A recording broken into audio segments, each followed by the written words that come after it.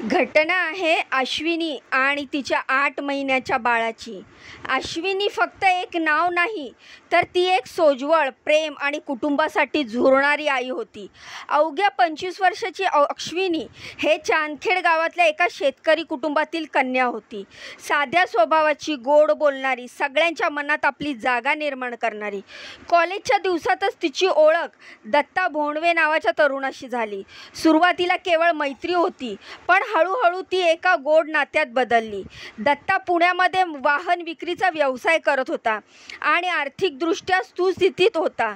त्याच्या गोड बोलण्याने आणि प्रेमाच्या वचनांनी अश्विनीचं मन जिंकलं। दोघांनी घरच्यांच्या विरोधाला न जुमानता 2014 मध्ये प्रेमविवाह केला। त्या लग्नाचे दिवस अजूनही हिच्या घरच्यांच्या लक्षात होते। ते डोळे पाणावणारे, हसरे आणि स्वप्नांनी भरलेले क्षण। अश्विनी त्या दिवशी अगदी नववधूसारखी नाही तर जणू आयुष्याचं नवीन पर्व गाठणारी स्वप्नवेधी पाहत होती। अश्विनीचं आयुष्य तिच्या प्रेमविवाहानंतर पुण्यासारख्या गजबजलेल्या शहरात बदललं। लग्नानंतर दोघांनी हिंजवडीजवळ छोटंसं घर, पण सुखी घर उभारलं। दत्ता भोंडवेशी तिचं नातं सुरुवातीला प्रेमाचं होतं। भविष्याची स्वप्न रंगवणाऱ्या 2 मनांची गाठ। त्या गाठीवर विश्वास ठेवून तिनं तिच्या घरच्यांना मागे टाकत संसारात पाऊल टाकलं। काही वर्षात त्यांच्या संसारात खरंच प्रेम होतं। ते सहजीवन खूप गोष्टी शिकवत होतं। त्यांना एक मुलगी झाली, अनुष्का। तिच्या आगमनाने त्यांच्या घरात खऱ्या अर्थाने चैतन्य आलं आणि मग काही वर्षांनी लहानग्या अनुजचा जन्म झाला। अनुज म्हणजे अश्विनीच्या आयुष्याचा आत्मा, तिचं सर्वस्व। घर चालवणं, मुलांची काळजी घेणं, नवऱ्याच्या सुखात लक्ष ठेवणं, या सगळ्यात ती हरवून गेली होती। तिला कोणतीही तक्रार नव्हती, फक्त तिच्या छोट्याशा जगामध्ये शांतता हवी होती। त्या लहानशा जीवासाठी ती दिवसरात्र जगून माया करत होती। दत्ताही त्या काळात बाहेरून तरी कुटुंबप्रेमी पती व जबाबदार वडिलांचं भान बाळगत होता, पण काळाने आपलं काम सुरू केलं होतं। दत्ताचं वागणं हळूहळू बदलू लागलं। आधी तो उशिरा घरी येऊ लागला, फोनवर गुंतून लागला। नंतर एके दिवशी अश्विनीच्या लक्षात आलं की तो तिच्या आयुष्यातून खूप दूर जात आहे, कुणा दुसऱ्याच दिशेने वळत आहे। पण तरीही अश्विनीने तक्रार केली नाही, ना स्वतःच्या कुटुंबाला सांगितलं, ना पोलिसात काही फरकट केली, कारण तिचं मन अजूनही त्या प्रेमाच्या आठवणीत गुंतलं होतं। त्या लग्नाच्या दिवशीच्या वचनात, त्याच्या हास्यात आणि त्यांचं बाळ, अनुजच्या चेहऱ्यावर उमटलेलं त्यांचं पतिप्रेम, हे फक्त इतकंच पाहत होती ती। तिचं कुटुंब अबाधित राहावं, मुलांचं आयुष्य सुखाचं जावं, पण तिला हे खोटं ठाऊक होतं। ज्याच्या सहवासात तिने आयुष्य घालवायचं ठरवलं होतं, तोच तिच्या मुलांच्या जीवनाचा अंत करायचा कट रचतोय आणि प्रेमाच्या त्या आठवणीवर कौर्याचा शेवटचा धागा शिवून ठेवतोय। दत्ताचा कट, प्रेमाचा मुखवडा आणि कौर्याचं वास्तव। दत्ता वसंत भोंडवे, अश्विनीचा नवरा, 2 मुलांचा बाप आणि पुण्यात वाहन विक्रीचा प्रतिष्ठित व्यवसाय करणारा, बाहेरून पाहिला असता एक यशस्वी कुटुंब वत्सल व्यक्ती वाटायचा, पण त्याच्या आत काहीतरी पकत होतं आणि तेच त्याच्या लोभी, स्वार्थी आणि अमानवी मन। अश्विनी आणि दत्ताच्या संसारात सुरुवातीला प्रेम होतं, पण पुढील काही वर्षात दत्ताचं लक्ष घराबाहेर अधिक असू लागलं। तो अनेक महिलांशी अफेअर्स ठेवत होता आणि त्यातील एक होती सोनाली जावळे। ती एका इंग्रजी माध्यमाच्या शाळेतली क्लार्क होती। मूळची अहमदनगरची। सोशल मीडियावरून त्यांची ओळख झाली होती आणि हळूहळू नातं शारीरिक आणि भावनिक पातळीवर बळावलं होतं। सोनालीशी लग्न करण्यासाठी आणि आयुष्य पुन्हा नवीन सुरुवात करण्यासाठी दत्तानं मनात एक भीषण निर्णय घेतला, अश्विनी आणि अनुज यांना कायमचा हटवण्याचा। त्याला माहीत होतं की अश्विनी त्याच्यावर विश्वास ठेवते। ती कधीच तक्रार करत नव्हती, पोलिसात जाईल अशी शक्यताही नव्हती, पण तिचं अस्तित्वात सोनालीसोबत स्वप्न आयुष्याला अडथळा वाटू लागलं होतं। त्यामुळे त्याने खुटण्याचा कट रचायला सुरुवात केली। सोनालीशी मिळून त्याने अश्विनी आणि अनुजला संपवण्याचा निर्णय घेतला। दत्ताने त्याच्या मित्राला प्रशांत भोर, पवन जाधव, आणखीन एका साथीदाराला या कृत्यासाठी पैसे देऊन कामावर ठेवले। सोनालीने यासाठी 15,000 रुपये आगाऊ दिले आणि उर्वरित 1.5 लाख रुपये कामानंतर द्यायचे ठरले। संपूर्ण कट ठरवून झाला। ठिकाण वेळ काय सांगायचं ते सगळं ठरलं. शनिवारी रात्री 9:30च्या सुमारास दत्ता, अश्विनी आणि 8 महिन्याचा अनुज डांगे चौकातील सासरच्या घरी जाऊन परतत होते.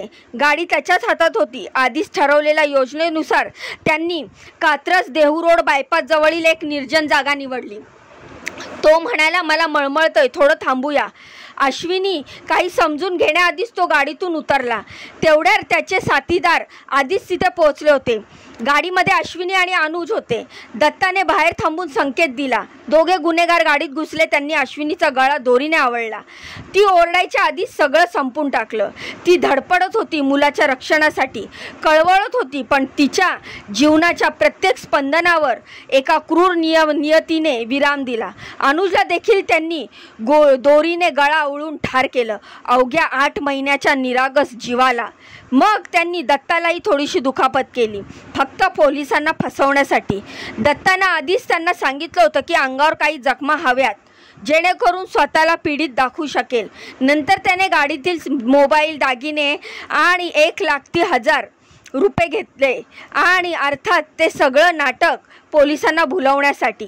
रात्री 10:30 वाजताच्या दत्तानं स्वतः हिंजवडी पोलिसांना फोन केला. तो अत्यंत अस्वस्थ असल्याच्या आवाजात म्हणाला की 2 अज्ञात शस्त्र व्यक्तीने त्यांच्यावर हल्ला केलाय, त्याच्या पत्नीचा खून केला आणि मुलालाही गळा दाबून मारलाय. तो म्हणाला, माझे दागिने आणि पैसे गेलेत, लवकर मदत करा. पोलीस घटनास्थळी पोचले, पण त्यांनी दत्ताची माहिती पुन्हा विचारली आणि तेव्हा त्या गोष्टीमध्ये विरोधाभास जाणू लागला. लगेच का फोन केला नाही? घटनास्थळाची पुनर्रचना करताना त्याच्या शरीरावर असलेली जखम खोटी असल्याचं दिसून आलं आणि सर्वात महत्त्वाचं म्हणजे तो त्याच्या पत्नी आणि मुलाच्या मृत्यूवर शांत होता. न रडणं, ना भावनिक प्रतिक्रिया, ना कोणाला दोष देणं, पत्नी आणि बाळासाठी आक्रोश नाही, काही नाही. दागिने गेल्याच्या प्रस्तावाशिवाय इतक्या वेळेत त्याने नंतर कॉल केला. मदत लगेच का नाही मागितली? 2 दिवसाच्या चौकशीनंतर आणि मोबाईल तपासणीनंतर जे समोर आलं ते अतिशय धक्कादायक होतं. दत्ताचा सोनालीसह सतत संपर्क, तिच्यासोबतचे फोटो आणि इतर 2 महिलांशी असलेले संबंध उघडकीस आले. म्हणजेच एका वेळी त्याचे अनेक महिलांसोबत संबंध होते. शेवटी पोलिसांच्या कठोर चौकशीपुढे दत्ता कोसळला आणि त्याने स्वतःच्या पत्नी आणि मुलाच्या खुनाची कबुली दिली. हो, मीच खून केलाय. सोनालीसोबत आयुष्य हवं होतं मला. अश्विनी आणि अनुज अडथळा होते. या कबुलीवर पोलिसांना सोनाली जावळे, प्रशांत बोर आणि पवन जाधव यांना अटक केली. सोनालीनं कबूल केलं की तिनंच कट रचला होता. तिने प्रशांत व पवनला कामावर ठेवून 50,000 रुपये आगाऊ दिले होते. दत्ताने हल्लेखोरांना माहिती दिली की कोणत्याही क्षणी कार थांबवायची, कुठे थांबायचं आणि कोणत्या पद्धतीने हल्ला करायचा. पोलिसांनी दत्ताची मोबाईल CDR तपासली. सोनाली नावाच्या एका महिलेसोबत त्याचे अनेक कॉल्स, मेसेज आणि चॅट सापडले. ते चॅट्स केवळ मैत्रीचे नव्हते, ते प्रेम, हाव आणि कटकारस्थानांनी भरलेले होते. सोनाली जावळे नावाच्या त्या तरुणीचा तपास केला असता ती एका इंग्रजी माध्यम शाळेतील क्लर्क असल्याचे समोर आलं. तिच्या मोबाईलमध्ये देखील दत्तासोबतचे फोटो, रोमॅन्टिक मेसेज आणि नवीन सुरुवातीच्या स्वप्नांनी भरलेले संवाद होते. त्याहीपेक्षा भयंकर म्हणजे अश्विनीला हटवण्याचा उल्लेख एका चॅटमध्ये स्पष्ट होता. पोलिसांनी फक्त पुरावेच गोळा केले नाही, तर त्यांनी एका बापाच्या, पतीच्या मुखवट्यामागे लपलेल्या नराधमाचं खरं रूप उघड केलं. त्यांनी मोबाईल कॉल, CCTV फुटेज, घटनास्थळाचा फॉरेन्सिक अभ्यास आणि सर्व संशयिताचा मनोवृत्ती तपासून हे गुन्हेगार कोणते तंत्र वापरत होते हे पूर्णपणे उघड केलं. या घटनेतून आपण काय शिकावं? तर प्रेम, विश्वास आणि नात्यांमध्ये स्वार्थाची मिसळ झाल्यास माणूस कोणत्याही थराला जाऊ शकतो. एक आई आणि तिच्या चिमुकल्या बाळाचा केवळ पतीच्या वासनेमुळे आणि दुसऱ्या नात्याच्या हव्यासामुळे जीव गेला. नाती जपा, संवाद ठेवा, कोणत्याही परिस्थितीत हिंसक मार्ग निवडू नका, कारण एक चुकीचा निर्णय केवळ आयुष्यच नव्हे तर अनेकाचं भविष्य उद्ध्वस्त करतो. ही घटना ऐकून याविषयी आपल्याला काय वाटते मला कमेंटच्या माध्यमातून नक्की सांगा. या घटनेबद्दलच्या प्रतिक्रिया या देखील तुम्ही मला कमेंट करू शकता. जाण्याआधी ह्या माहितीला लाईक करा, चॅनलला सबस्क्राईब करा. तुमच्या या बहिणीला पुढे जाण्याचा एक चान्स नक्कीच द्या. तर भेटूया पुढच्या माहितीमध्ये अशीच दमदार नवीन लेटेस्ट अपडेट घेऊन. तोपर्यंत स्वतःची काळजी घ्या. बाय आणि नमस्कार.